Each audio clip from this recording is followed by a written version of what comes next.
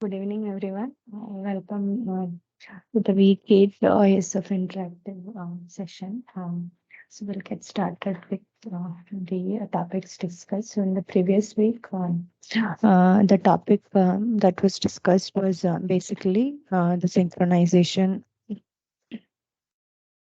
example on dining philosopher's problem, followed by the deadlock concepts. So, what was deadlock? How to prevent it? And various strategies how to handle deadlock was discussed. So we'll quickly go through those concepts. I'll quickly summarize and we'll take up a couple of deadlock avoidance problems. So just to get started about the dining philosopher problem, just to summarize, so the synchronization problem there was like on a yeah on a dining table. If we assume that five philosophers are sitting who in the middle eats and things, so they need to and they will have a rice bowl in the middle. So if they need to eat the rice, they need both the chopsticks, one on their right and one on their left. So the issue here was, if suppose all of the philosophers takes the fork or the chopstick on their left, then this will get into a deadlock issue. So the solution here was one solution was to avoid instead of five, have only four philosophers. Then it was possible. Another was to have a synchronization mechanism wherein both left and right chopsticks are taken together, right?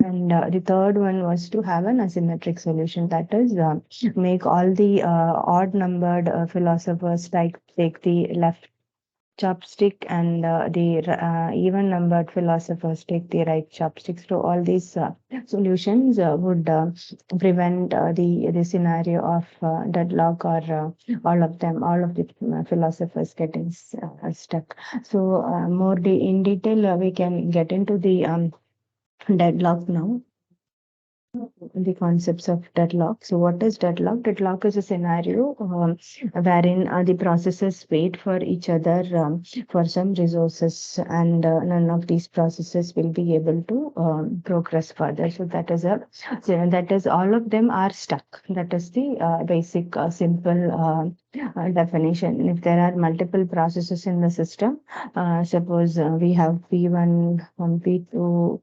P3, etc., Pn, all of P1 is waiting for a resource to be released by P2. P2 is waiting for a resource to be released by P3, and so on and so forth. And Pn minus one waiting for a resource to be released by Pn, and Pn is waiting for a resource to be released by P1. So they are all of these processes are dependent on the other process and waiting for one of the resource to be released by the other process, and thus none of these processes actually progress. So they are kind of in a locked up state or in a stuck state. So this is the scenario of deadlock. So when there is resource sharing, it's very important that these deadlock scenarios gets taken care of, because um, in a multi processing environment, we have the system resources shared across various processes. So it's very important that these resources are shared properly, and all of the processes progress, and they complete the execution.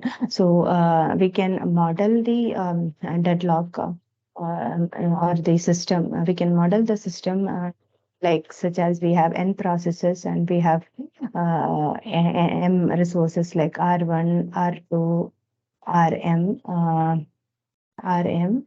Each process will who want to use a particular resource will first request for the resource, then the process will use the resource, and the process will release the resource. This is typically how it happens. The processes are requested, then once it is granted, it is used, and then it is released. So I think in the synchronization example also, we had seen a scenario wherein if we have two processes P1, P2, and there are two semaphores S1 and S2. If P1 is trying to take the semaphore S1 followed by S2, and P2 is trying to take the semaphore S2 followed by S1, then we have seen earlier that this can lead to a deadlock situation, because if the process P1 gets the semaphore S1, and then if this process is scheduled, it will take S2. And once after P2 takes S2, if P1 again gets set scheduled and tries to take S2, it will not be. So P1 will be waiting here and P2 will be waiting here, and both the process is waiting for each other to release, and they are dependent on each other. P2 will not release S2 until P2 gets S1. Same way, P1 will not release S1 until P1 gets S2. So this is one example also we have seen. So now the system has to handle these scenarios. So how do we first, what are the characteristics of a deadlock, or what are the scenarios wherein deadlock can arise? So there are four conditions. If these four conditions hold, then we say that this is deadlock occurs. So the first condition or characteristic is mutual exclusion. Mutual exclusion. The second one is hold and wait. The third one is no preemption. And the fourth condition is circular wait. So if all these four conditions occur simultaneously, then we say that the system can get into a deadlock scenario. So some of these things we cannot avoid. So if we want to prevent deadlock, it is sufficient or it is enough if we make sure that one of these conditions does not hold. Okay, so but so some of the conditions we just cannot like negate, such as mutual exclusion. So mutual exclusion, certain resources cannot be shared, so we cannot prevent this characteristic. Like we cannot make such resources sharing. So that is one scenario. Hold and wait means that a process holding at least one resource is waiting to acquire additional resource. So, for example, P1 already have R1 and R2, and P1 is trying to get R3. So this is the hold and wait scenario. It is holding this, and it is waiting for R3, which is already with P2. So this is the hold and wait scenario. So if you have to break the scenario, make sure that if a process is asking for a new resource, make sure that it has to release all the resource that is already with it. Or another, so that is another this. Then another condition is the no preemption. No preemption implies that a resource can be released only voluntarily, only voluntary releasing of resource. So this can probably we can manipulate, we can but so for certain resource this cannot be possible, but certain resource we can preempt as well. Circular wait is one condition wherein we have processes P0 to Pn, and for example, in a circular manner, we have P1, P2, P3, and Pn, and every P0 is waiting for a resource from P2 like this, and Pn is waiting for a resource that is occupied with P0. So this is the circular wait condition. If you are able to break this condition also, we can avoid deadlock. So this is the before and then this deadlock is handled in three different ways. One is the system takes different measures to handle. One is prevention, another is avoidance, another is detect, and then recover.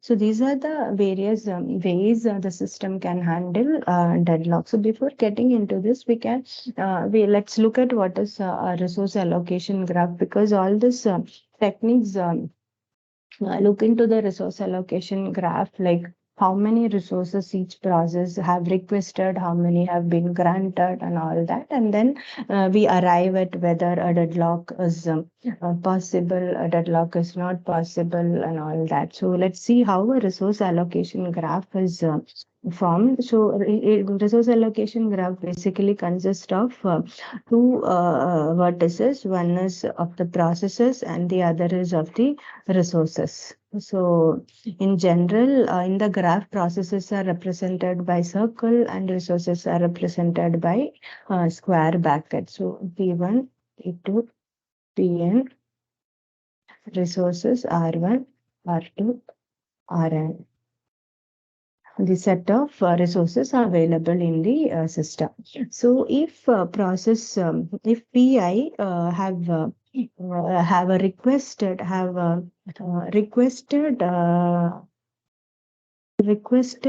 Rj, then we will have a edge from Pi to Rj, implies that process have requested an edge. If Rj have been allocated, then we will have a request. Yeah, this is when it is assigned resources allocated, which implies that Rj is now with Pi. So this is how the edges are directed. Okay. So if Pi have requested, then the edge starts from Pi. And ends at Rj. If it is already allocated, then it starts at RJ and then ends at the respective resource. So let's take we'll see some example. For example, if in case sometimes it happens that we have only one instances of a resource and we can have multiple instances as well. So inside this resource rectangle, if I mention this, it implies that this particular resource R1 has okay, let me not put it here.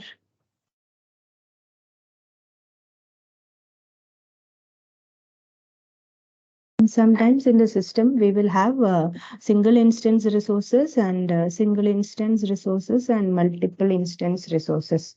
So multiple instances are normally single instance is represented like this. Multiple instances is represented by dots within this box. So this implies that four instances of the resource.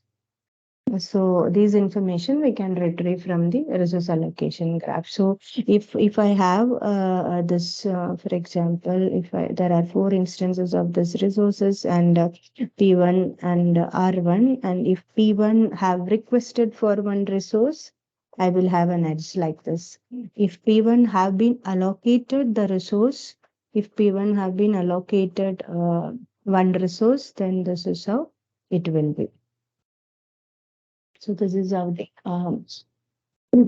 resource allocation graph was generated.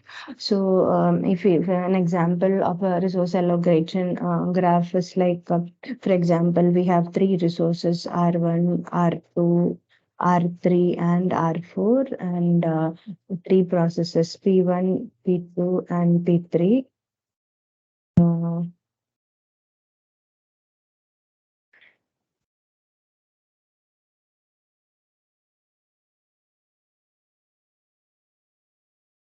Then the resource allocation graph will looks like something like this. If we have only, let's consider as R1 and let's draw this and then I'll explain what this means. P1, P2 and P3. Then we have R2 and R4.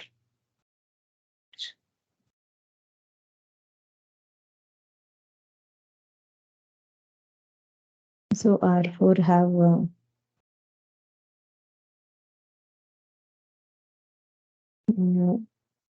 for instances, R2 have two instances, R1 and R3 have. So this is how the edges are. Let us see what this means.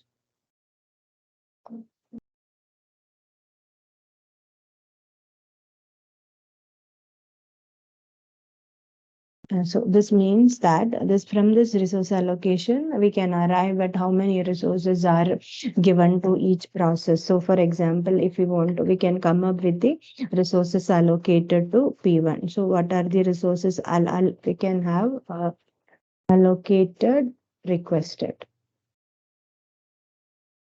So P1 have requested R1 and sorry, P1 have requested R1 because the edge is from P1 to R1, whereas R2 is allocated to P1. So R2 is allocated to P1. In the same way, in case of P2, whereas P2, yeah. So there are two edges coming to P2. If we can see, this is one edge coming to P2 and this is another edge coming to P2, which implies that P2 have two resources allocated. One is R1 and the other is R2. And P2 have one edge going from it. So it have requested one resource. So requested R3. Now for P3, let us see. P3 have only one edge coming to it, which means it have a resource R3 allotted to it. So this is how we can draw a resource allocation graph, and there is a significance for this. Why do we need this graph? So this actually helps in finding out whether there is a deadlock situation or not in the system. So from the resource allocation graph, if all the resources are of single instance resources, single instance resources, then if the resource allocation graph have a cycle, it implies that there is a deadlock. Okay, if graph contains no cycle and if no cycle implies no deadlock. This is when the resource, it is single instance. But if it is multiple instance, then if the resource allocation graph contain no cycle, then it implies that no deadlock. But if it contains a cycle, then it doesn't mean that it has a deadlock. There is a possibility of deadlock, but we cannot always say that there is a deadlock. May or may not. Deadlock may or may not occur. So that is what we can tell. Okay. So in case of a single instance resources, if there is a cycle, then we can tell that there is a deadlock in the system. Looking at the resource allocation graph. So let's see whether this particular graph have a deadlock or not. We have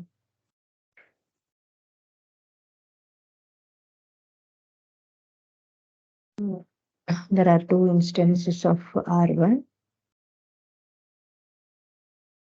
and of which this is going to P2. This edge is going to be 2 and this edge is going to be 3. And there is another resource R2, which again have two instances. There is one edge going to be 4 and there is another edge going to P1.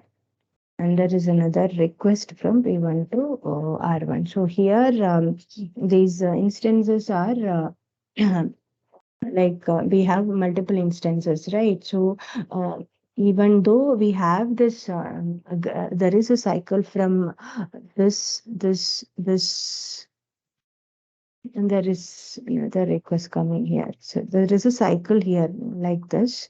But even though there is a cycle, we cannot tell that deadlock exists or because since the number of resources or instances are more, we can only tell that may or may not exist. But we can tell that it's not a safe. But we can surely tell that it's not like there is no deadlock in the system. Deadlock may occur, may not occur. Okay. That is the scenario. Mm, yeah, so methods of so to identify and detect and handle deadlocks.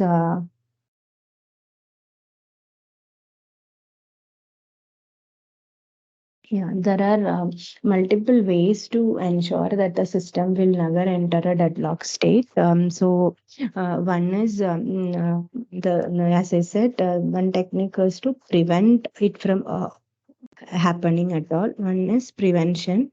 The another is avoidance. Prevention is done by ensuring that the four conditions, no, that one of the condition among the four is not met. That is how prevention is taken care. Whereas in avoidance, what is how it is done is we check for every request that is being granted. We check whether the this new state of the system will go to a deadlock state or not. We'll see that. In deadlock prevention, mutual exclusion, as I told, the situations are mutual exclusion or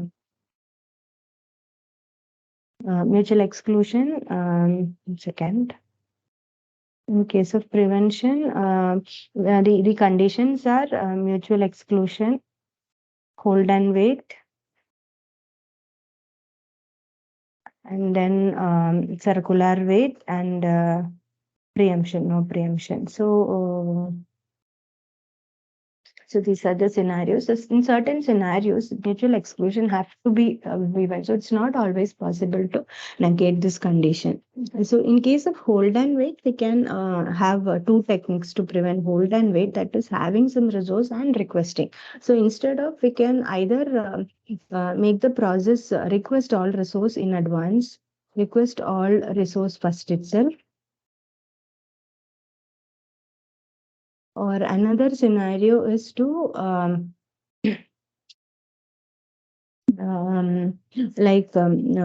before requesting release all the release all resource before making a new request.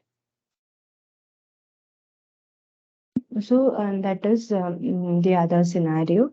But the issue with the whole such is that the low your resource utilization. No preemption is practically not possible.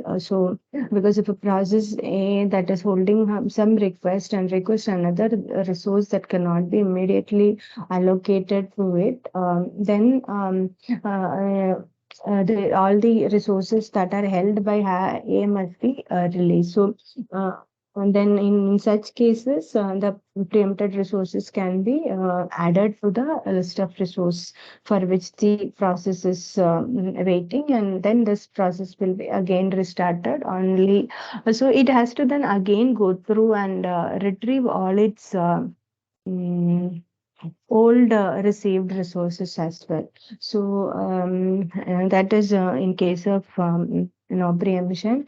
And in case of circular weight, what we do is circular weight is avoided by putting in some ordering for all the resource type and ensure that like for all the resource we keep an ordering R1, R2, R3, Rn, and we ensure that if somebody is holding R1, it should not be asking for R2, so that the circular weight condition can be broken. So that is the how we try to prevent deadlock. And the other technique is to avoidance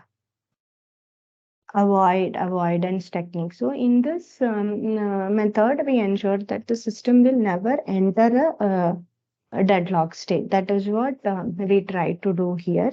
So here, how it is observed is that there is this notion of safe state and unsafe state. In a safe state means there is like all the processes can run to completion without getting into deadlock, whereas unsafe state means that deadlock may or may not occur.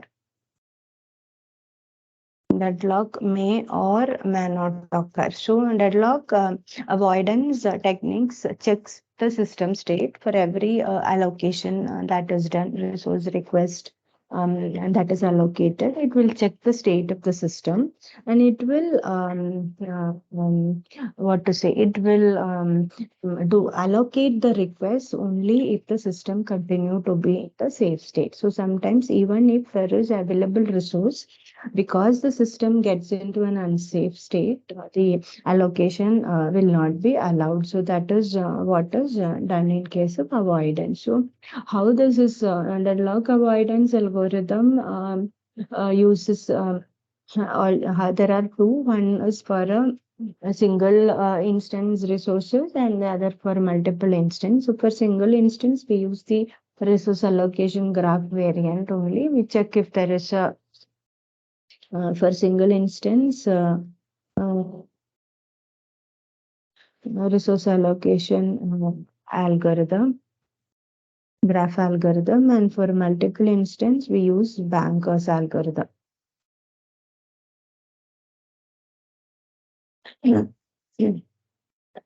So in case of single instance, what will happen is in the resource allocation graph, there will be a request edge when or we call it as requested edge or claim edge when while converting the uh, claim edge to allocated edge, check for cycle. If there is no cycle, then safe, else unsafe. So this is a simple algorithm. Here, in addition to this, for this avoidance algorithms, the expectation is that the system knows a priori, like how what is the maximum number of resources each process would need. So this is one thing that the system should know. So, for example, let's take this graph, resource allocation graph, wherein we have one instances of R1 and another instances of R2, and we have P1 and we have P2.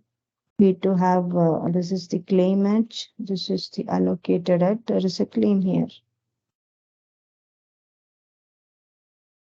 Oh, sorry.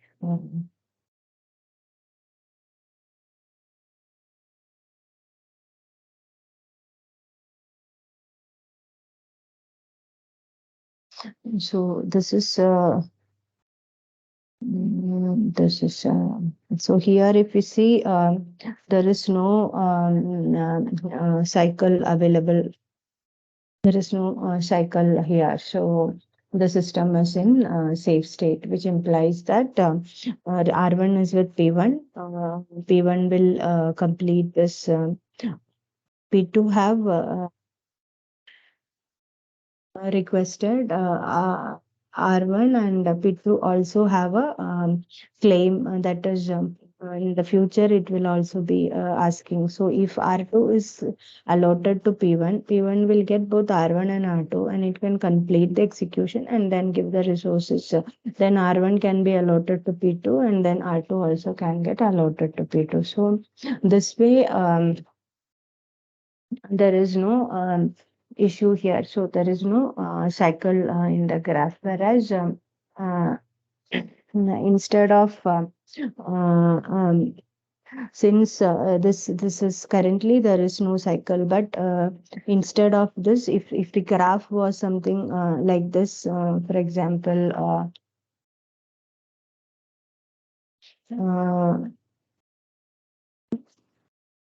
R1 and P1, P2. Instead of P1 claiming first, if P2 claims, then there is a possibility that we can have a sorry, we can have a cycle in this graph, and because of which the system will be in an unsafe state. So when we change this claim edge to a request edge, when the claim edge, this is claim edge and this is request edge. So when it is converted, when a cycle comes in, then this is having a cycle, which implies that there is a potential of deadlock to occur. Okay, so in case of this is with respect to single instance. In case of multiple instance, we use what is known as a banker's algorithm. So this algorithm require certain parameters or certain numbers. It checks all that and figure out whether a particular allocation will lead the system to a safe state or an unsafe state. So there are a couple of factors here. So one is the maximum number of resources. The algorithm use certain variables or parameters. One is maximum number of resources. That is one thing. Another is the allocated set of allocated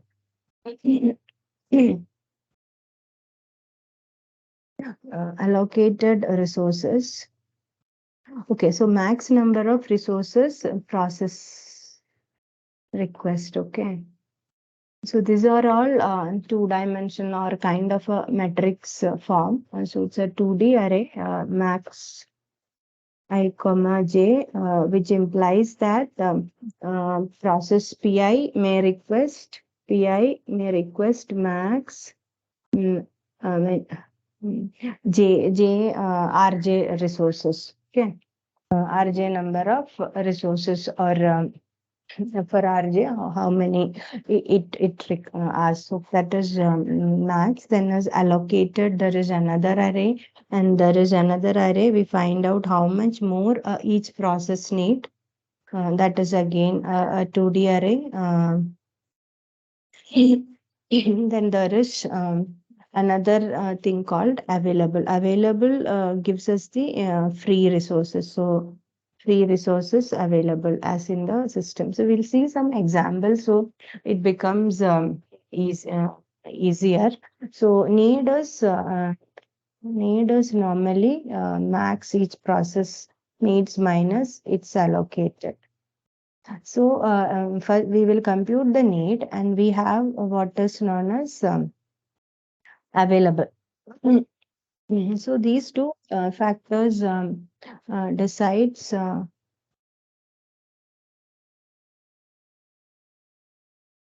Oh,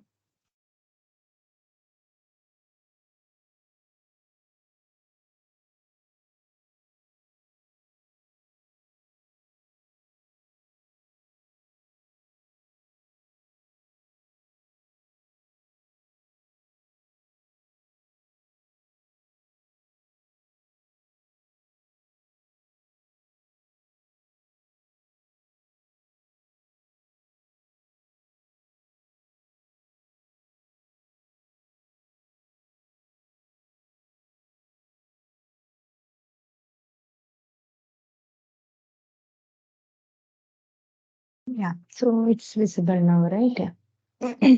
Yeah. So need is computed as max minus allocated, and then we have the available available resources also. So for every process, we will check if the need can be met from the available set of resources. If it can be met, then we mark that processes as complete, and we keep. Then once that process is marked as complete, we update the as available as available plus allocated of that particular process. Then again, we go and check for the other process whether its need is met. This is done in an iteration. So if we are able to find a sequence of execution for the list of processes such that all their requests can be met, then we say that it is in a safe state. So Let's see some example how that is done here. So probably let me take let's start with a simple example. Yeah, let's first find out how these numbers are derived. Okay, so for in one question, let us see we have processes.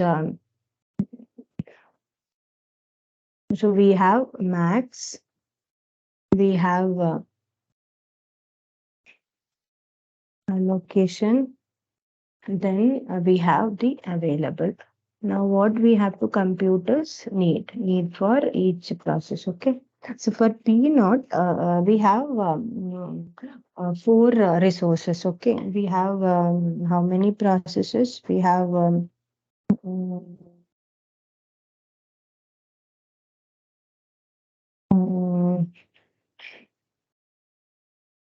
we have P naught, P1, P2, P3, and P4.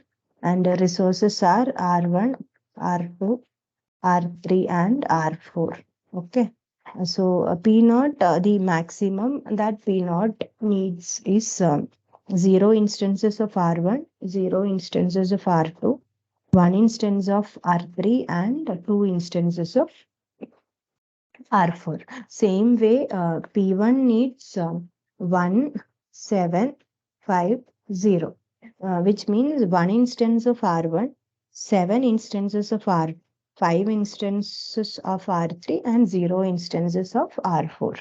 So P2 needs 2, 3, 5, 6, and P3 needs 0, 6, 5, 2, and P4 needs 0, 6, 5, 6. So this is the maximum these processes will be consuming during their execution.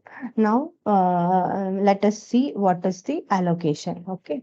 So the allocation currently the allocation for P naught is 0, 0, 1, 2. That is it doesn't have any resource R1 and R2 allotted. It have one instance of R1 allotted and two instances of R2 allotted.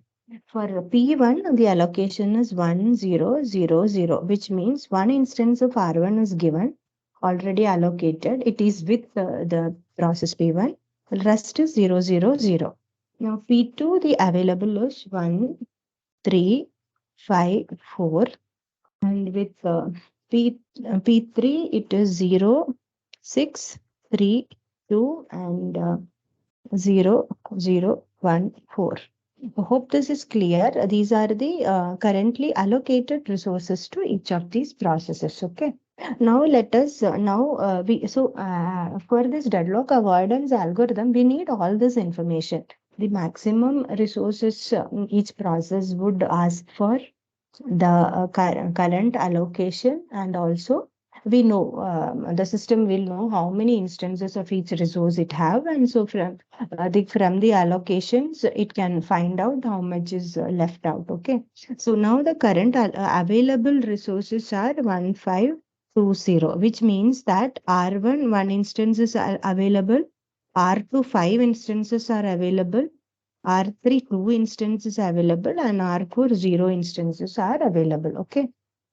Now let's compute the need for each process. Okay. Let's compute how much is the need. So maximum P naught have asked for 0012 and it is allocated 0012. So it is allocated how much ever it wanted, that much is allocated to P naught. So its need is now 0, right? It doesn't need P naught R1, it doesn't need R2, it doesn't need R3 and R4 because it is given, it is having all that. Now for P1, 1 is the maximum P1 have asked for and it is allocated 1. So it doesn't need R1. Its need for R1 is 0. Whereas for R2, it have asked 7. But it is given only 0. So it needs 7 more. So that is 7 minus 0. Now for R2, it is 5. It have asked for maximum. It is given only 0. So it needs 5 more. And here 0 minus 0, 0. This is how we compute the need matrix. Okay. So for P2, it have maximum. It is request. It need 2, but it's only given 1. Okay. So one more it will need. Here 3 is the max P2 have asked for R2. It is given 3. So it needs 0 more resource R3. So for sorry, it was R2. So R3, it asked for 5 and it was given 5. So it needs 0. For R4, it asked for 6 and it is given 4. So it needs 2 more. Now for P3, 0 and 0. 0 minus 0, 0. 6 minus 6, 0. 5 minus 3, it is 2. 2 minus 2, it is 0. Okay. Now P4, 0 minus 0, 0. 6 minus 0, which is 6. 5 minus 1, 4. And 6 minus 4 is. So this is the need for each of these processes. Okay. Now this is the available resource. These are the totally available with the system. Now let us see with the available resources, with the needs given here. Will the system be in a safe state? Will all these processes be able to run to completion or not? Is there a sequence of execution that we can find such that all the process will run to completion without causing any deadlock? So let's start one by one. So P naught needs no more resource, right? So P naught can actually run to completion. So the first process, we have 1520, but P naught need nothing. So P naught can go and execute. So P naught will go and execute. It will run to completion. So when it run to completion, its allocated resource will get added to the available resources. So the available resource will then become 0 plus 1, 1, 0 plus 5, 5, 1 plus 2, 3, and 2 plus 0, 2. So once P naught runs to completion, available becomes like this 1532, because the allocated resources, which is currently with P naught, will be released. So that will add on to the available resources. Okay. Now we have 1532 and P naught is now executed. So this is done. Now we have all the others. We cannot execute P1 now because P1 needs 7 instances of R2, whereas we have only 5. Okay. Now let's see if we can execute P2 1002.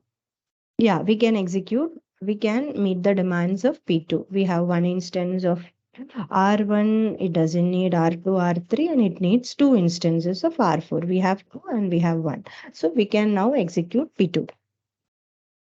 Okay, so once we execute P2, its allocation, that is 1354. This will run to completion. P2 will run to completion, and this allocation of P2 gets added to the available resource. So it becomes 1 plus 1, 2, 3 plus 5, 8, 5 plus 3, 8, and 3 plus 2 plus 4, 6. So now the available resources increases to 2886 after P naught and P2 executes. Okay. So now let us see, we have 2886. Now we can we can execute P1 0750 0750. The need is less than available.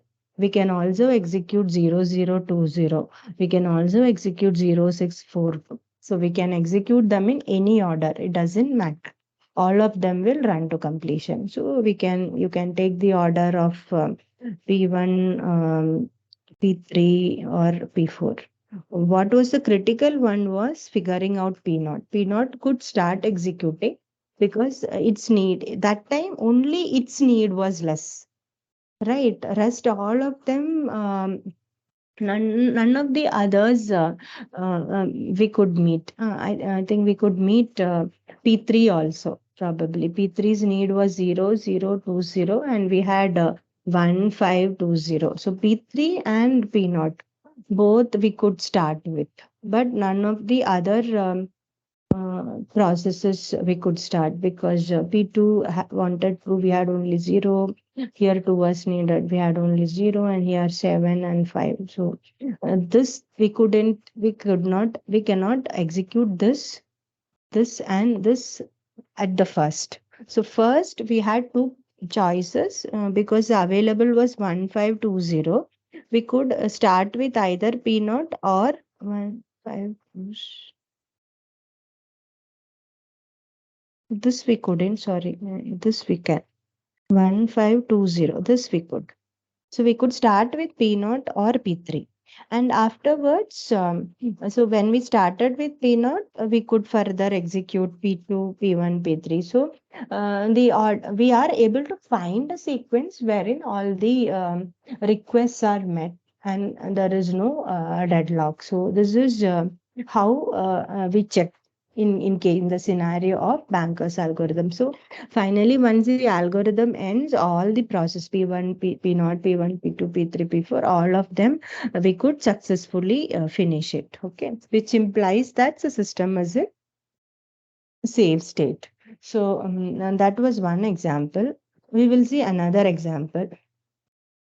We'll see a couple of examples with Banker's algorithm because I think you have some questions in the current assignment from Banker's algorithm. So let's take another problem, another question wherein we have only three processes P0, P1, and P2, and we have three resources R1, R2, and R3. Okay, so let us again check the max. Um,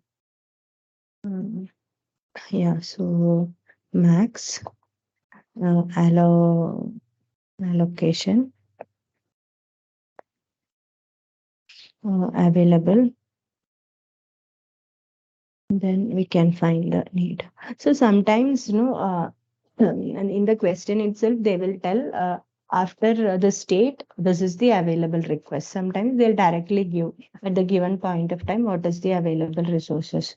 Some questions, what they will give is they will tell you the maximum instances of the resources. Okay, like R1, the number of instances available is 10. R2, it is 20. R3, it is 5, something like that, it will tell. Then from the allocation, we know, right, how much is allocated. So we can reduce that, we can subtract that number and find the available also. Some questions give the available number directly. So for some, we might have to find it out. So let's see P0, P1, and P2. It is 8, 4, 3. You are able to understand now this notation. No? By 8, 4, 3, I mean that P0 needs 8 instances of R1, 4 instances of R2, and 3 instances of R3. This is the maximum P0 requires. Okay. So by allocation 001 means 0 R1 is given, 0 instance of R2 is given, and 1 instance of R3 is given. Okay.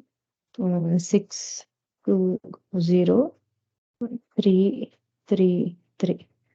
This is the allocation 320, 211.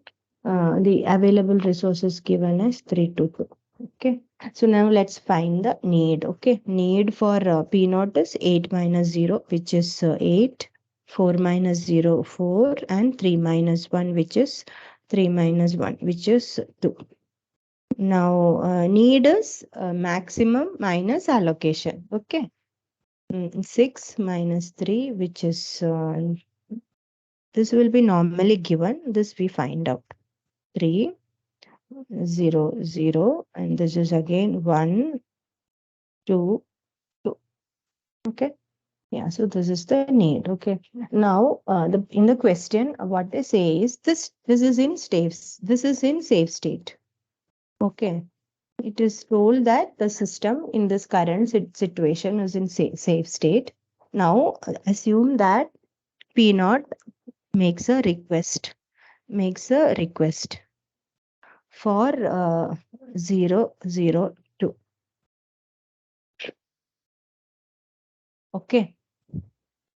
P0 actually needs 84. Now it is making a request of 002. and it is asking whether if this request is met, will the system be in safe state or so there are two questions. One is P0 is making a request of 002. The other is P1 is making a request of P1 is making a request of 200, and you need to find out whether the system will be in safe state or unsafe state. If R1 is met, if this is request R1, okay, let's request 1, request 2. If request 1 is met, request 2 is met, or both are met. Okay, so let's see one by one. If request 1 is met, will the system be in safe state or not? Okay, now we have 002. P naught is asking for 002. Our available resources are 322. So we need to subtract this 002. So the available now the allocation will become this 2 will be allocated. So allocation for this will become 3, and here it will change to 0. So this allocation will increase by 2. R3 allocation of P0 will increase by 2, and it will reduce from the available. 320 is what is available. Okay, now let us see with this available resource 320, can we address any of the requirements? Like, can we address any of these needs? Uh, 320. So 842 cannot be met because we don't have 8 instances. Can we meet the need of P1? P1 need 300. That can be met, right? We have 320. That can be met. Can we also check whether P2 can be met? P2 needs 1, 2, and 2. Needs 2, but we have only 0. So this cannot be met. Only this can be met. Now, if we, so this can be met. So we can make P1 run first. So if we run P1, the available, the allocation of P1 will get once P1 runs to completion, whatever resources were allocated, that will come to our available set. So so available will now become after this 3 plus 3 6, 2 plus 2 4, and 0 plus 0 0. So now available will become 640. Now this is done. This is done. Okay, this is done, completed. Now can we see 1 2 2? 1 2 2 cannot be met, right? 1 2 and 2. So 1 we can give, 2 we can give, but can we give 2 from this? No, we have only 0, but P2 needs 2 instances. Same way, P0 needs 8. We have only 6. 4 and 2. So this also cannot be met, right? So because of this, if we address this, or if we allocate this request from P0, the system will go to an unsafe state of after P1, P2, and P0 cannot go to completion, right? P2 and P0 cannot complete. So because of this reason, what happens is P1 will be completed, but the other two will not complete. So we say that the system gets into an unsafe state.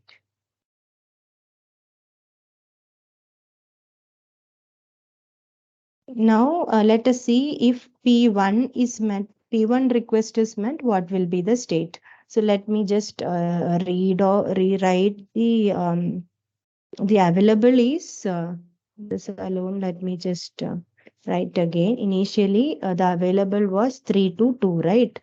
322, and the need was 842,300. Need was 842,300 and 122. Okay.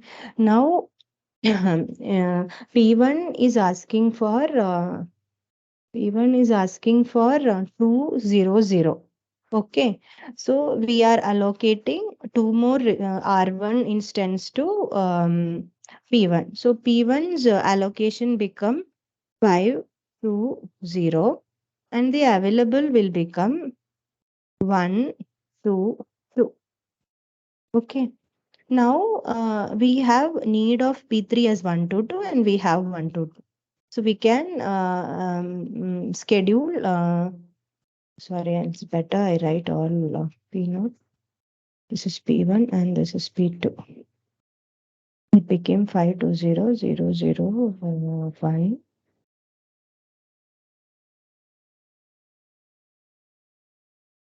Okay, so 1 to 2 can be met. Okay, P2's 1 to 2 can be met.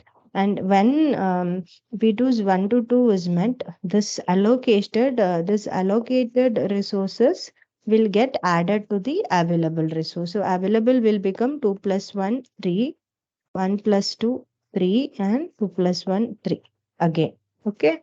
Now we have 333 we have, and P2 request 300. So this can be met, right? When this is met, when this gets is met, 520 will get added to these many allocated resource will get freed up. So these resource will get added up to the available set. So 333 plus 520, 3 plus 5, it becomes, so available becomes 8, 3 plus 2 again 5 and 3. Okay, so now we have 853 with us. So P naught needs 842. We can meet it, right? 8 we have, it needs 4, we have 5, it needs 2, we have 3. So P naught can be done. So P2, P1 and P naught. This sequence will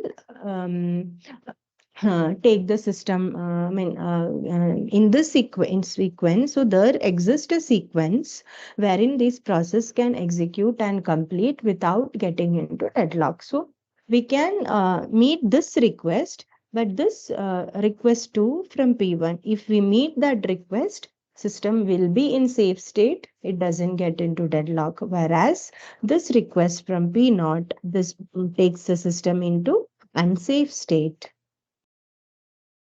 So the deadlock avoidance algorithm will not allocate this, will stop this request. That is how avoidance algorithm work. So it will check whether this allocation will take the system to a safe state or not. If it finds that this request takes the system to an unsafe state, then that allocation will not be allowed, even though 002 was the request done. We had 322. Even though we had the request in hand, it will not be met because that allocation can take the system into a unsafe state. Okay. So that is another example. We can see one more example.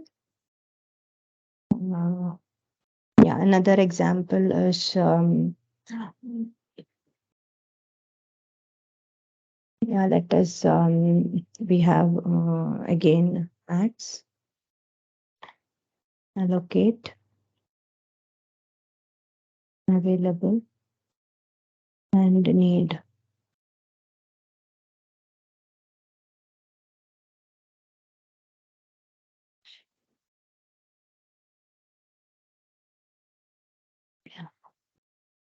Again, we have P naught. Sorry, we have P1, P2, P3, and P4. We have three resources R1, R2, R3. The maximum is 8, 2, 3, 4, 8, 5, 9, 7, 1, 7, 0, 4. And the allocation is 3, 1, 0, 3, 8, 4, 9, 6, 0, and 0, 0, 4. The available is given as 2, 1, 2. And the need is, let's compute the need. Okay. Need will be 8 minus 8 minus 3. That is 5. 2 minus 1, which is 1, and 3 minus 0, 3. For P2, 4 minus 3, 1, 8 minus 8, 0, 5 minus 4, 1.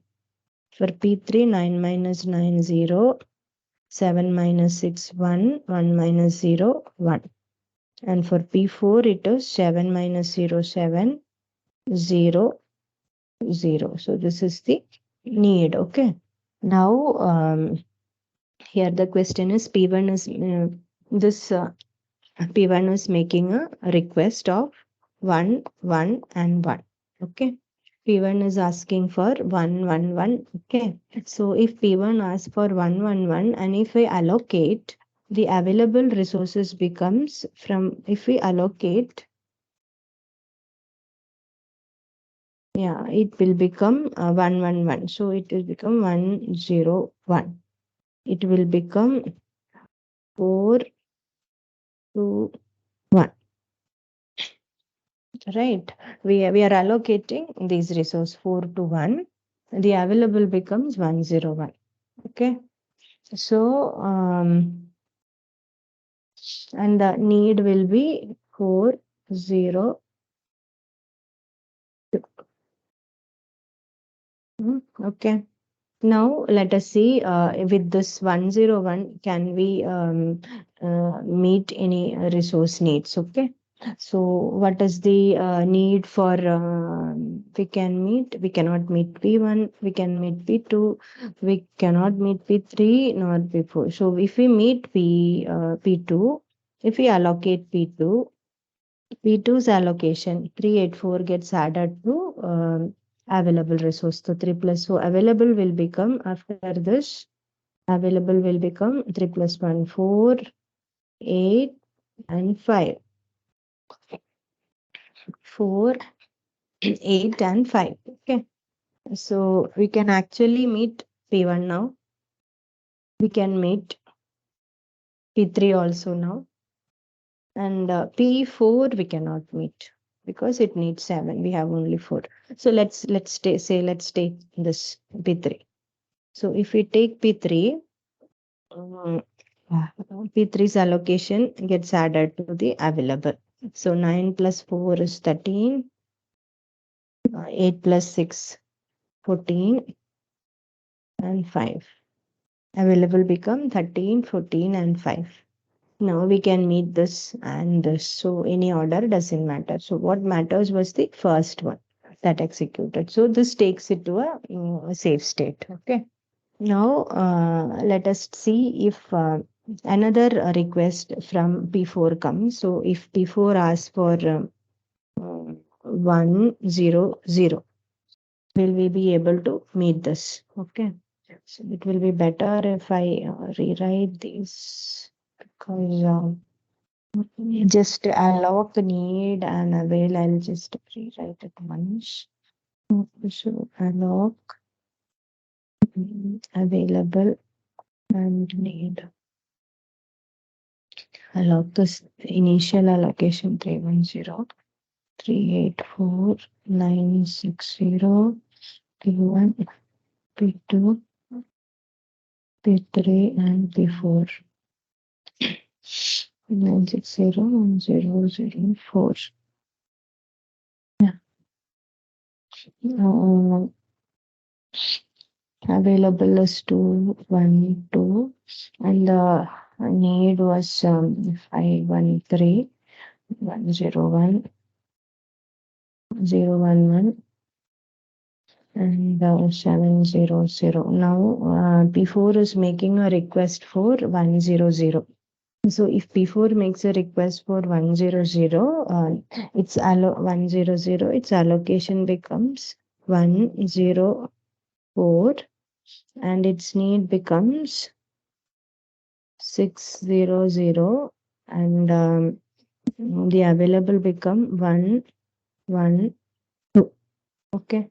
Now with 1, 1, 2, we cannot meet this. We can 1, 1, 2. We can still meet P2. Okay, we can still meet P2. So if we allocate P2, this P2's allocation gets added up to available. So 3 plus 1, 4, 8 plus 1, 9, and 4 plus 2, 6. So we have 4, 9, 6. 4, 9, 6. We can meet 0, 1, 1. But we cannot meet this and this. So 0, 1, 1, it gets added. 9, 6, 0 will get added. 9 plus 4 is again 13. 15 and 6. Now after this, we can meet this and this. So both this request will take us to a safe state. Okay. Yeah. So this is how we normally do this computation. So this is these are when what to say. The you are given these numbers. Okay. Now assume that if the resource allocation graph is given, and how do you derive this number, for example? So let's just take one example and see how, for example, take this resource allocation graph. Number one, it's easy only. Okay. P1, P0, P2, and P3. We have R1 is there. We have R2 here.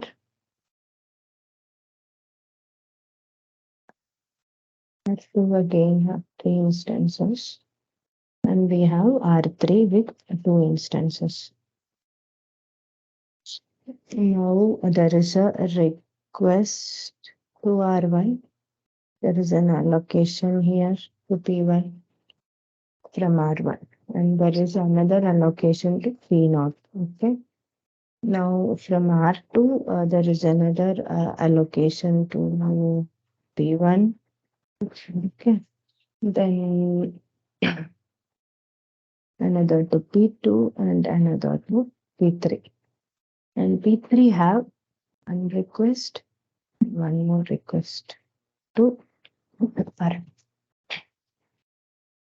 In addition to this, we have P0 have a request to R2. Okay. P0 also have a request to R2. Now with respect to, so that was with respect to R2. Now with respect to R3, one instance is given to P0. Another P0 have a request. Same way P2 also have a request. So now if such a graph is given, how do you arrive at the this max and alloc? Instead of giving max and alloc, this is given to you. So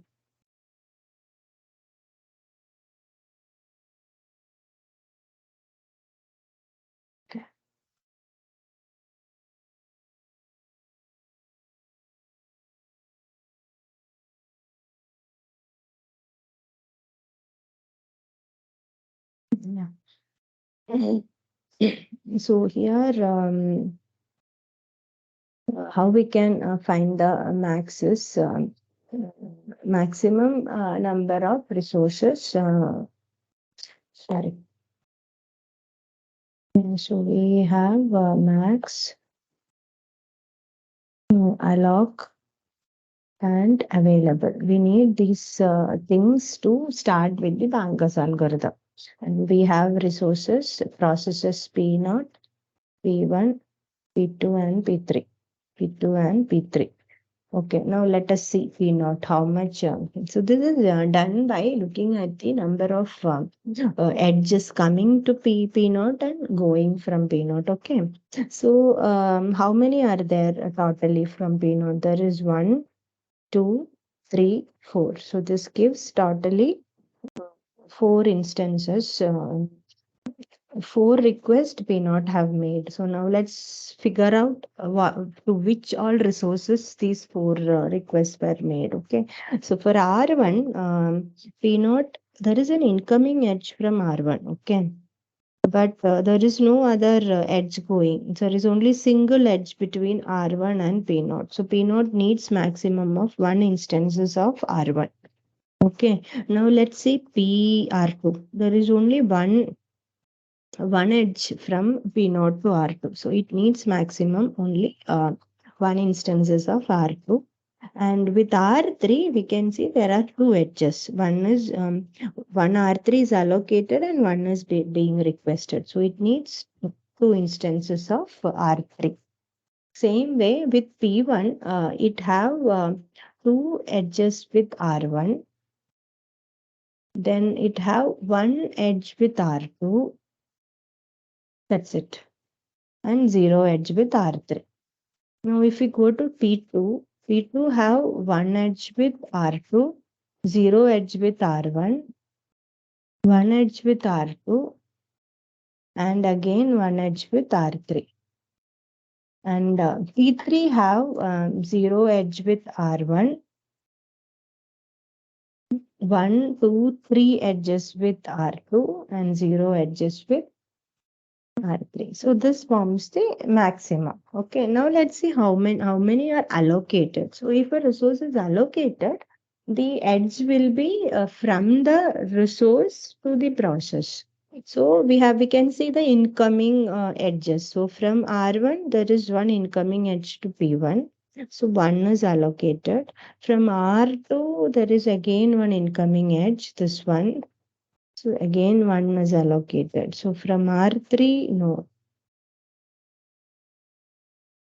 Oh, sorry, I took, okay, I took the wrong one. Sorry. I took P1 in place of P0. Sorry. Okay. Yeah. So P0 have one edge from R1. One is allocated. It has from R2, no, it doesn't have any edge. From R3, it have one edge. Okay, so 101 is its alloc. In case of P1, if we see P1 have one edge from R1 and one from R2. Okay, and P2 have one edge from R2 and no other edges, only one edge. And P3 have one edge from R2. That's it. So now let us see how much is the available.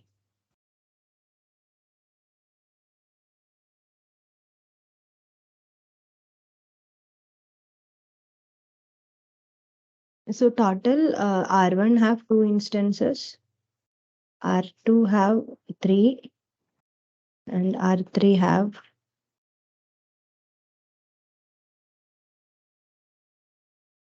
so alloc R2 have two, of which two are allocated, so 0. Now R2 have three instances, 1 plus 1 plus 1, 3 have been allotted, so again 0. R3 have two instances, only one is allotted, so we have one instance. Okay, so this is how we compute. Now how do we find the need graph? Need for this one will be I'll keep the need here.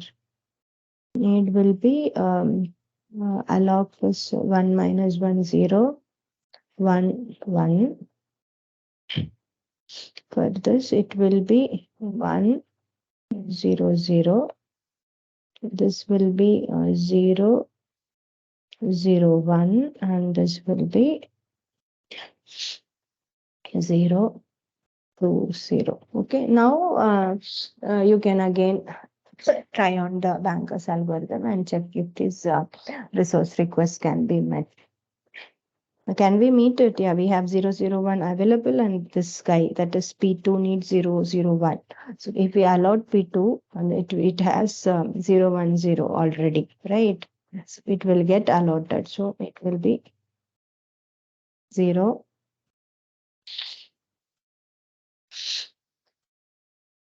1 1. This will go here, alloc will go. Now 011 is what we have available. Okay, 011 is what P1 needs. So this is P0, P1, P2, P3. So first we went with P2. Next we can go with P0. If we go with P0, 011. So what is the allocation? 1011, 1, 2.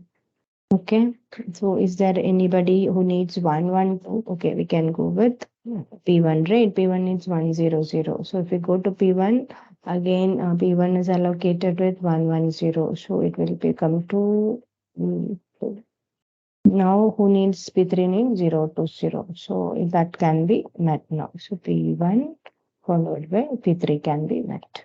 So this is gets into a safe state. Okay.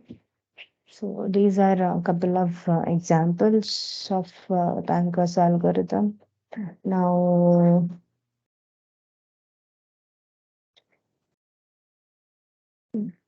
so now uh, coming back to the theory part. So this Banker's algorithm is used to. There is one example question discussed in the in SIR's class also. Here, do we need to discuss that? If yes, let me know in the message. I'll do that as well. Otherwise, I will go to the next topic.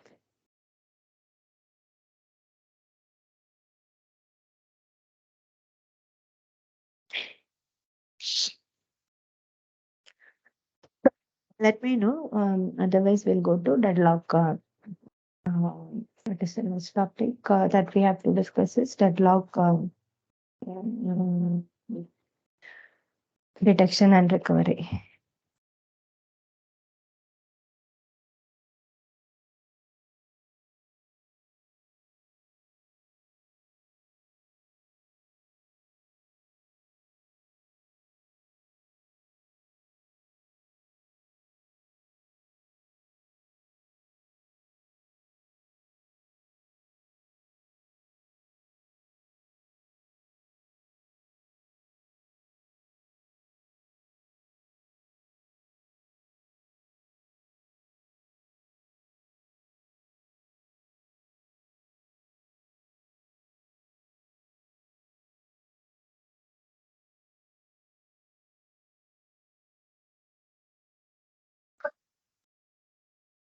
Yeah, in deadlock, detection and recovery, what is being done is once, one second.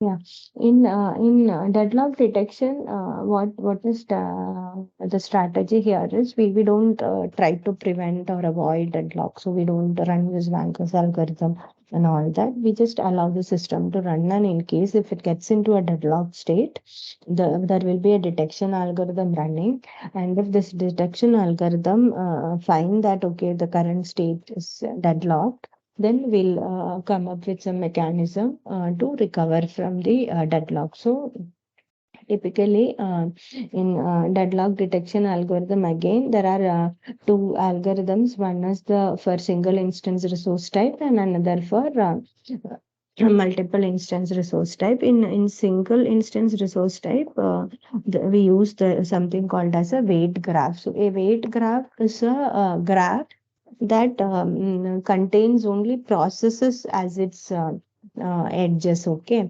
so we convert this resource allocation graph into a weight graph. How it is done is that, for example, if P1 is waiting for a resource that is currently allotted with P2, then we make an edge from P1 to P2. For example, if there is a P1 and there is this resource R1 and there is another process P2. Okay, R1 is allocated for P2, but P1 have requested. So there is an edge from P1 to R1 and another and from R1 to P2, then it shows that P1 is waiting for P2 to release the resource. So P1 is waiting for P2. So we make an edge from P1 to P2.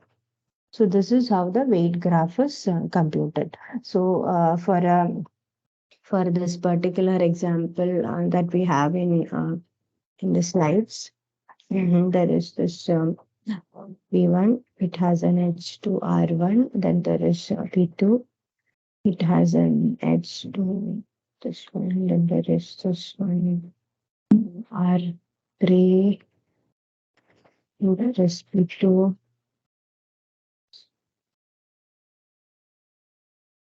There is R4. Then we have T3. Then we have again another resource. R5. We have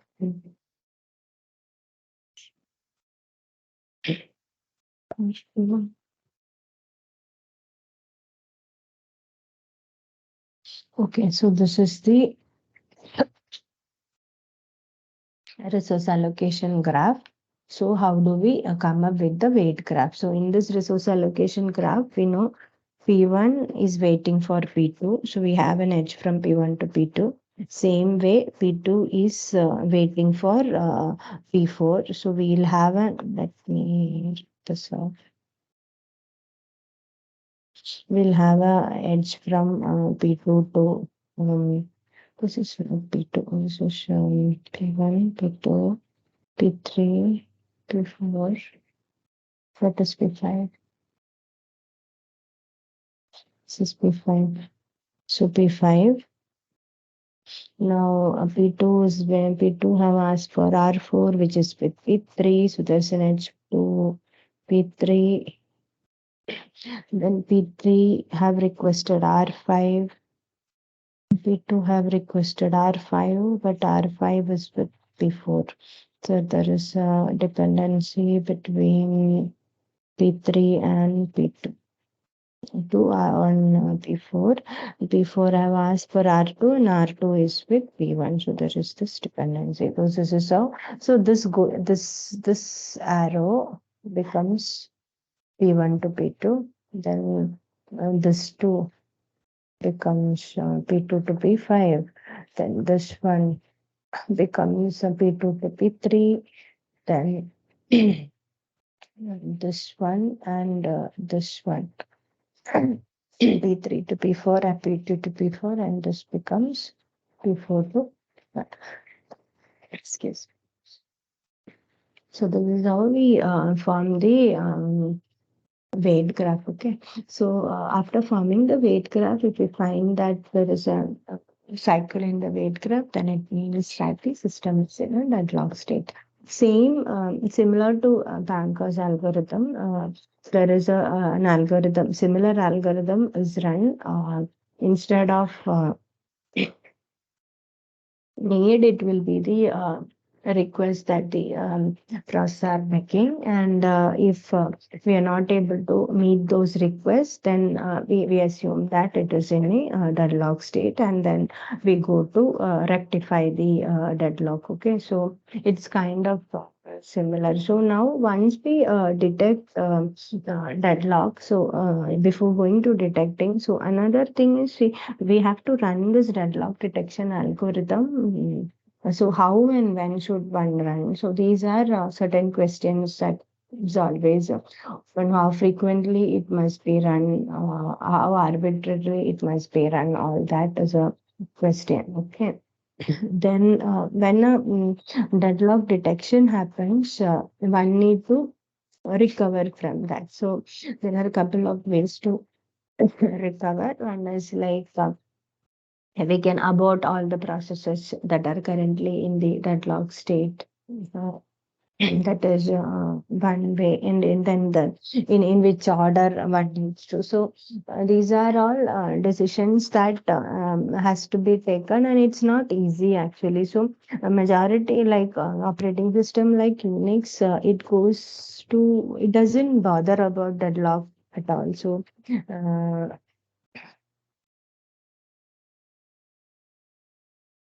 it doesn't bother about deadlock. So it just, if deadlock happens, yeah, let the administrator go get the process or report the system. So that is one strategy taken by some of the operating systems. So now let's get into the last year's question papers. We'll quickly go through them and check out the what were the questions fast there. Okay, let me share my screen.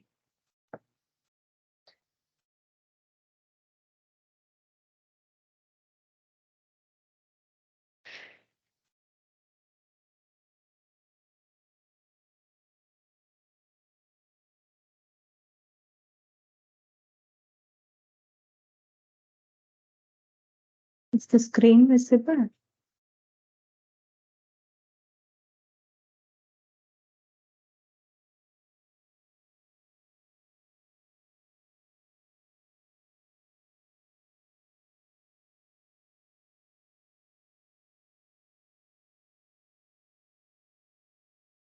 Yeah. So first question was on the dining philosopher's problem. So provided that for can be picked while in critical section, allow the which of the following measures can be taken as a solution to dining philosopher's problem. So first answer is provided that food can be picked while in critical section, allow the philosophers to pick fork only when both are available. At most, four philosophers are allowed to sit at the table simultaneously, making the odd numbered philosophers to pick the left chopstick first and the even ones to take the right. So, all these three are actually solution to the problem. So, here the answer is all of the above. That is now, the next question is which of the following phenomena are responsible for deadlock? So, a process holding at least one resource is waiting to acquire additional resource held by other process. So, this is the hold and wait condition of deadlock. Only one process at a time can use the reuse. This is a mutual exclusion condition, and a resource can be released only voluntarily by the process holding it. That is no preemption condition. So all of these together becomes the phenomena for deadlock. So here the answer is all of the above.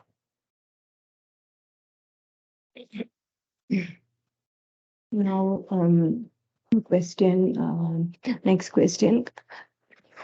Consider the resource allocation graph G1 and G2. What can be said about the deadlock condition? So in G1, we can see that there is only one instances of resource available, all the resources. So let's see if there are any cycles available. So from P1 to R1, R1 to P2, P2 to R2, yeah. So there is a cycle here available, right? So because of this cycle, yeah, that implies that G1 is deadlocked. Okay. Now let's go to the second graph. In the second graph, these are all multi-instance, but R3 and R4 is single instance. So let's see if there is any cycle here. R3 to P4, P4 to R4. Yeah, so we have a cycle here between the single instance resources. So which implies that graph G2 also have a deadlock. So both G1 is both are deadlocked. So the answer here is A. Both are deadlocked. So we are confirming this because these resources are a single instance. Okay, and cycle is there between them.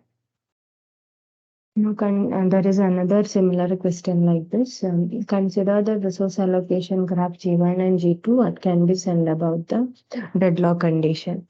So from R1 we have P1, yeah, we have a cycle here. R1 to P1 to R2 to P3 to R1. So it has a deadlock. Now here P1, P3. There's no outgoing edge. P2, R3. Yeah, so there is no cycle in G2, which implies there is no deadlock in G2. Yes. G1 is deadlocked, G2 is not. So here the answer is B.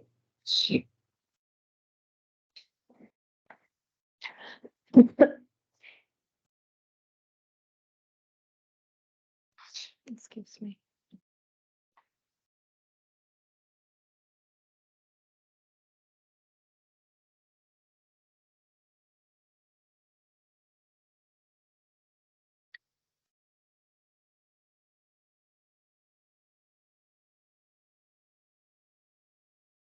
Yeah, in this question, which of the following is correct about resource allocation graph? So, if there is only one instance per resource and the graph contains a cycle, then deadlock exists. If there are multiple instances per resource and the graph contains a cycle, then there is no possibility of deadlock. If graph contains no cycle, then there is no deadlock. None of the above. If there is only one instance per resource and the graph contains a cycle, so that statement is correct. If graph contains no cycle, then there is no deadlock. Yes, true. If there are multiple instances per resource and the graph contains a cycle, then there is no possibility of deadlock. There is a possibility. It is may or may not. So, statement B is wrong here. So, the answer here is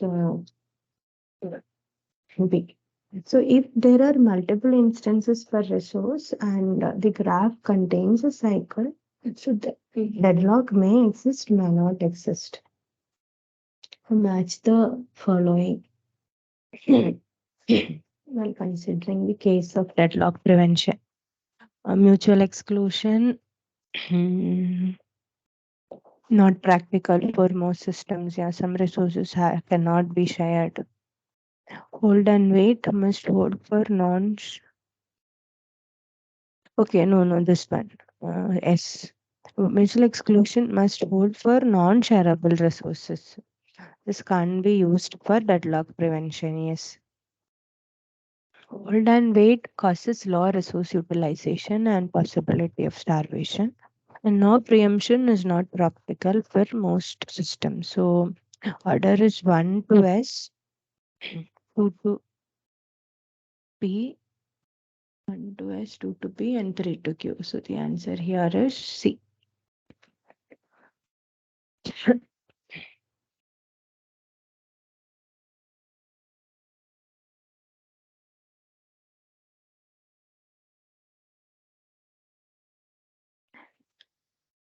Now, next question. Which of the following problem we might face if we invoke deadlock detection algorithm at arbitrary interval? So there may be many cycles in the graph and it will not be possible to roll back the deadlock processes anymore.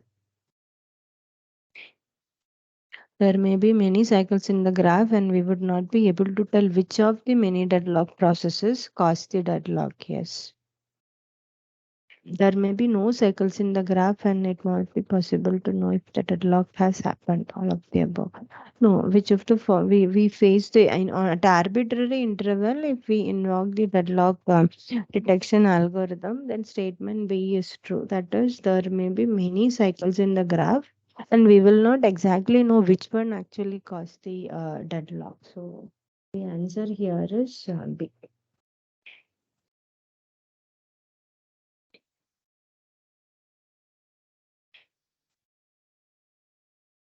Next question. Which of the following is incorrect about Banker's algorithm? Each process must priorly claim maximum use. Yes, we need to know the maximum usage. When a process requests a resource, it may have to wait. Yes. When a process gets all its resources, it must return them in a finite amount of time. Yes. So all these statements are true with respect to Banker's algorithm. So the answer is none of the above because none of the statements are incorrect. Which of the following is incorrect? Simplest and most useful model requires that each process declare the maximum number of resources of each type it may need. Yes. The deadlock avoidance algorithm dynamically examines the resource allocation state to ensure that there can be at least one circular weight condition. Uh, Resource allocation state is defined by the number of available and allocated resources demands. Yeah, that is true. C and A is true. B is incorrect. Banker's algorithm, we don't check the ordering for circular weight. No, we just check whether on meeting this request, whether this allocation, whether the system will be in safe state or unsafe state. So here the wrong statement is B. Answer is B.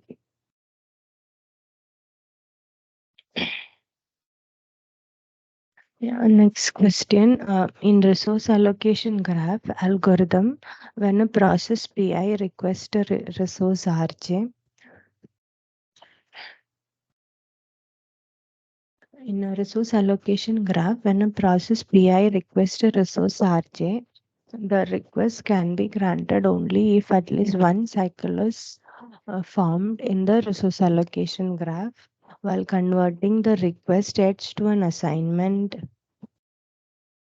only if at least one cycle is formed in the graph converting the no if cycle should not be formed actually. The request can be granted only if the conversion of request edge to assignment edge no cycle is generated in the resource allocation graph. The request can be granted only if no cycle is formed in the resource allocation graph while converting the request. This is the correct sentence. The request can be granted only if conversion of request edge to assignment at one cycle is generated. No, it's also four. So here C is the correct answer because we check that only. If one we are granting a request, we convert the resource the request edge to the assignment edge, and then we check if there is a cycle. There is no cycle. This will be done. Okay. So these are the questions from the previous year. We can see one more problem. The problem discussed in the class probably. I'll quickly take you through that.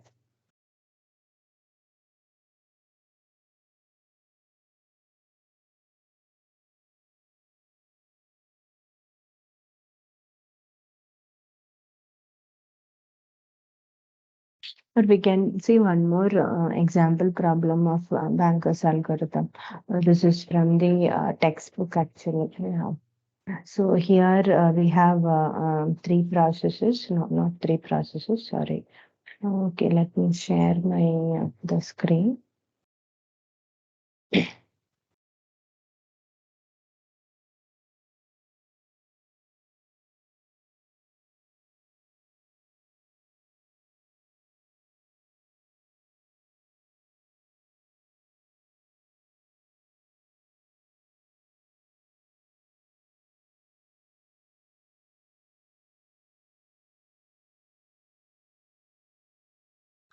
Yeah.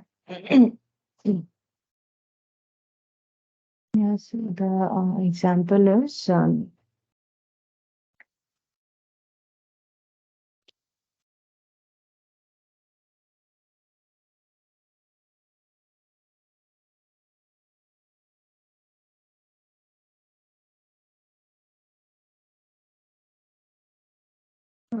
P0, P1, P2, P3, and P4. Okay, so allocation max is four resources A, B, C, D, 5, 1, 1, 7. And P1 have 3, 2, 1, 1. 3, 3, 2, 1. P3 is 4, 6, 1, 2. P4 is 6, 3, 2, 5. And allocation is 3, 0, 1, 4, 2, 2, 1, 0. And 3, 1, 2, 1. Then 0, 5, 1, 0. And 4, 2, 1, 2. So available is there are two conditions, two questions. If available is 0301 and 1002. Look, let's take available as 0301. Let's find the need.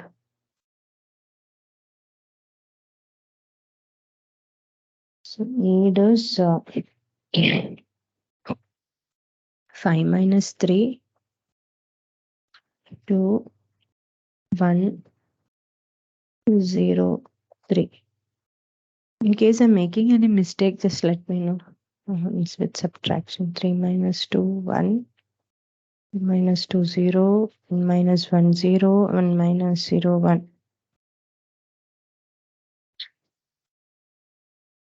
Then 3 minus 3, 0. 3 minus 1, 2. 2 minus 2, 0. 1 minus 1, 0.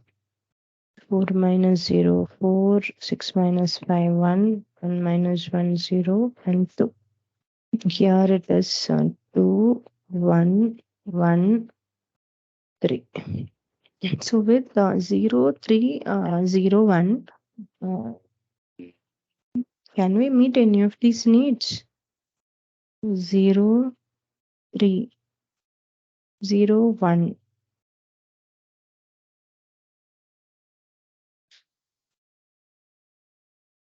I don't think we can, right? We have 3 instances of resource B and 1 instance of resource T. But 0, 3, all of these requires more than non-zero resource. So this cannot proceed at all. If the available resource is 0, 0, 3, 0, then we cannot proceed only. Now let us see what it is with 1, 0, 0, 2.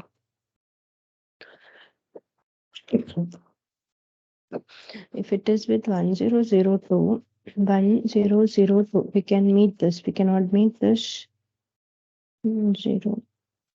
So we cannot meet any of these. We can meet this. That is P1. Okay.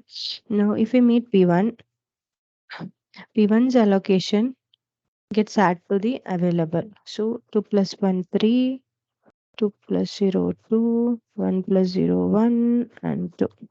Okay, now we have available as 3, 2, 1, 2. 3, 2, 1, 2. 3, 2, 1, 2. We can't meet it. 3, 2, 1, 2. We can meet it. We can't meet it. 3, 2, 1, 2. We can't meet this. So we can only meet this. 3, 2, 1, 2. Okay. So if we allot P2, yeah. P2's allocation gets added. So 3 plus 3, 6 gets added. 3 plus this gets added here. 3 plus 3, 6. 2 plus 1, 3. 2 plus 1, 3. And 2 plus 1, 3. Okay. Now let us see. Can we meet? Now I think we can meet 4, 1, 0, 2, 2, 1, 1, 3. 2, 1, 0. Now we can meet all of them. So in any order, if we go, it will work. So this is one another example which is available in the textbook. Probably we can see the example discussed in the class also, if we have some time. I'll just open the slide.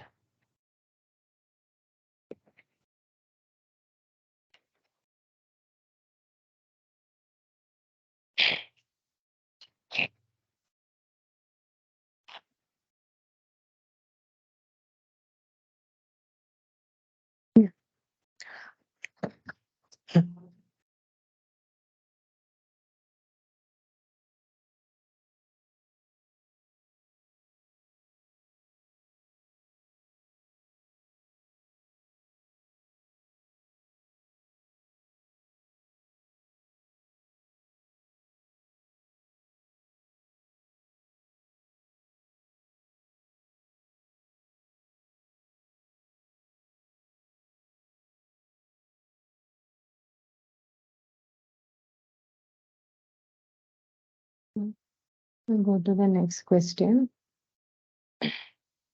So here we have 5 processes and 3 resources.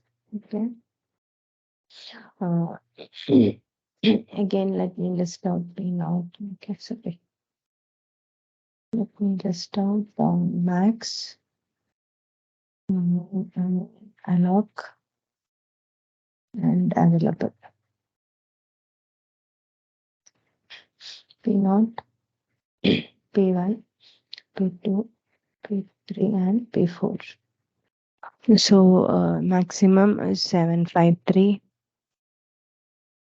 322, 902, 222, and 433. The allocation is 010, 200, 302, 211, and 002. Available is 332. So need is what we will compute. 7, 7 minus 0, 7. 5 minus 1, 4. 3 minus 0, 3. 3 minus 2, 1. 2 minus, what is that?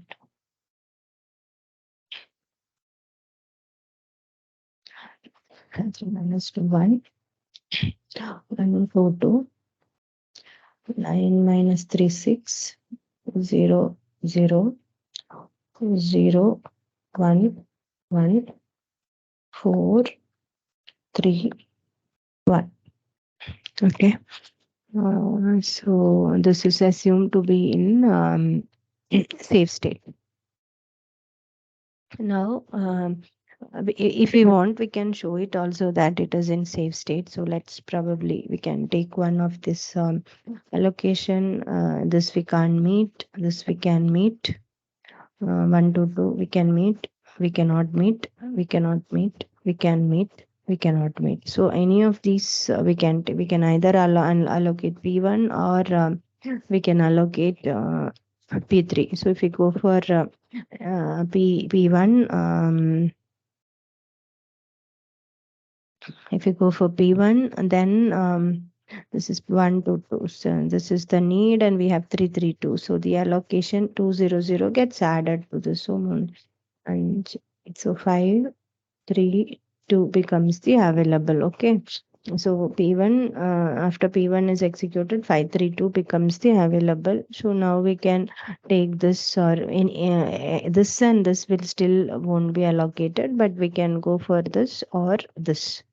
Okay. Any of this. Okay. So let's go to P3 0. P3 needs 0, 1, 1. If we give it 302 gets added. So 5 plus 3, 8. 3 and 4, 8, 3, 4 will come P1, P3. Okay, after that, I think in any order now we can go. We have 600, we have 834, we can meet it. We cannot meet 743. Yeah, we have to go to, let's go to 431. We can either go to this one or this one. This can still not be met because we have only 3 instances here. It needs 4. Okay. So let's go to probably before. Yeah, before. If we go to before 002 gets added here. So it becomes 8,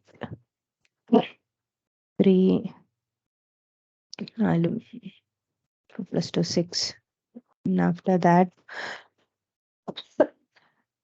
we will go to yeah, we can still can't allot P0. We have to go to P2 only. P2, because it needs 743, right? Yeah. So if we go to P2, where is P2? P2 is already done.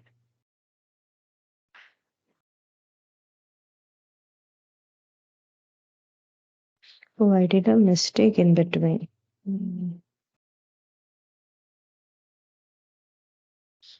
Sorry. So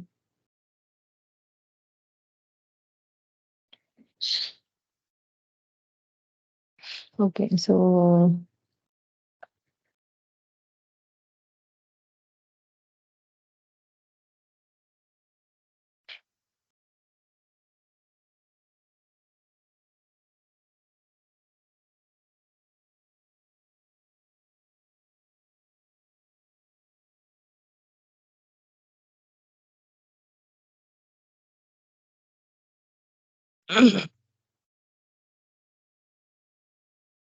let's start with P1. Okay.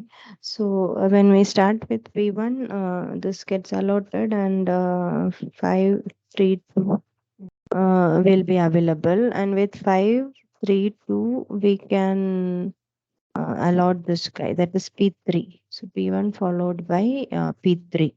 P3 is how many? 211 gets added. 211 gets added here. So 5 plus 2, 7. 3 plus 1, 4. And 2 plus 1, 3. 7, 4, 3.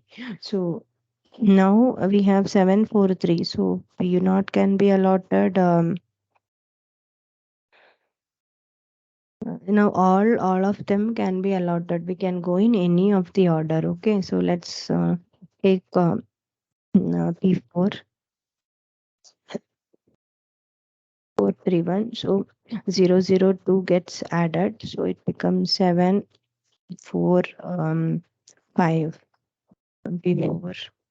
Now if we after that 7, 4, 5, if we go and allot P naught, then 010 gets added. 010 gets added.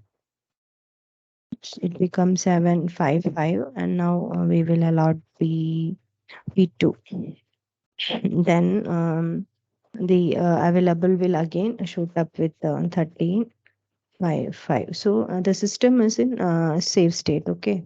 That's the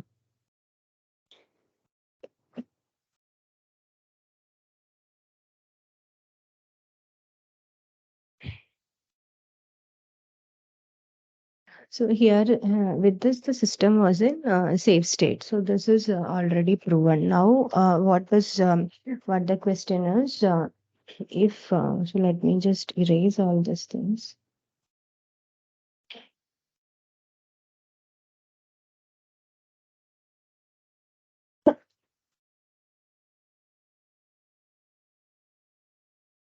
If P1 makes a request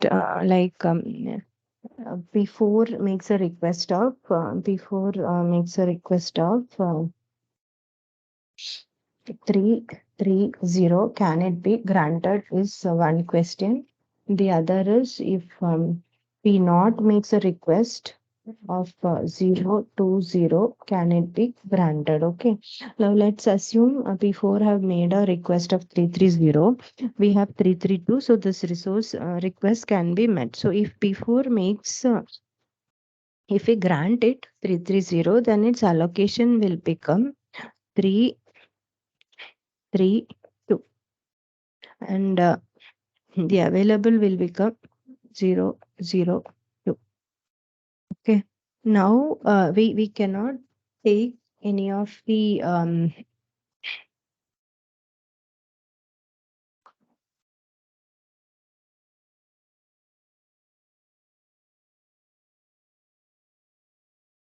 so now with 002 we cannot proceed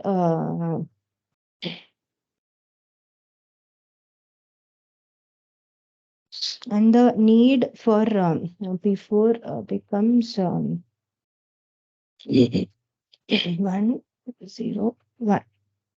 So with the 002, none of these processes can proceed. So we if we grant that request, it will not be able to proceed. Now with P naught equal to 020,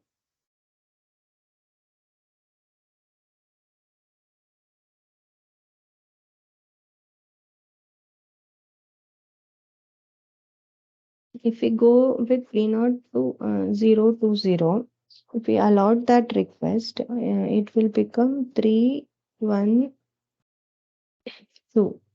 Its allocation will become 030 and its need will become 723.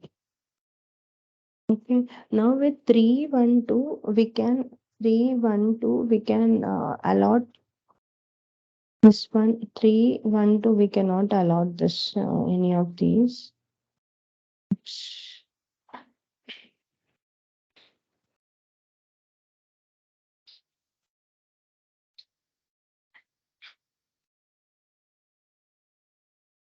So with 312, we can go ahead and allocate P3, right? So we can try P3. Then after that, P3 will leave 2, 1, 1. So 5, 2, 3 it will become. So 5 with 5, 2, 3, we can go with this as well as this. And then we'll be able to proceed further. So this is how the banker's algorithm operates. So I think already it's 8 o'clock. Is there any question, any one of you? If not, we can close today's session. It's already past 8.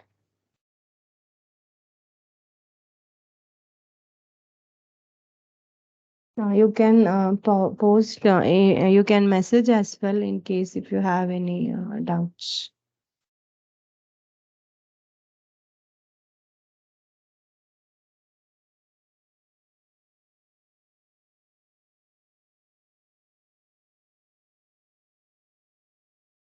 Uh, okay, then we'll close today's session. Thank you for joining. We'll have week 9 problem solving session on next Tuesday.